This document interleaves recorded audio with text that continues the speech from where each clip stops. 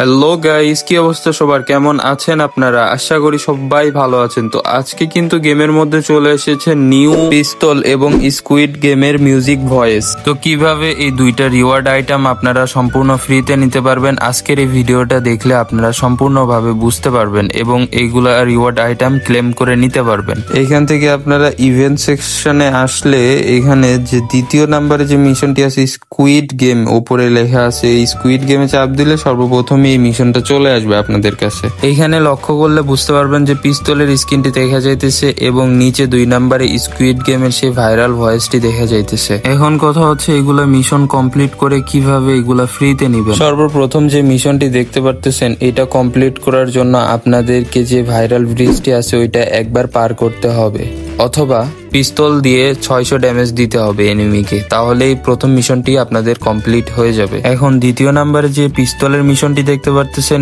এটা কমপ্লিট করার জন্য আপনাকে ওই গ্লাস ব্রিজটি 3 বার পার হইতে হবে, অথবা যে কোনো পিস্তল দিয়ে এনিমিকে 1400 ড্যামেজ দিতে হবে। গাইস, পরের মিশনটি জানার আগে এই ভিডিওটি একটি লাইক করে চ্যানেলটিতে সাবস্ক্রাইব করে পাশে থাকা বেল আইকনটি চাপিয়ে দিন, যাতে পরবর্তী ভিডিওটি সর্বপ্রথম আপনি দেখতে পারেন।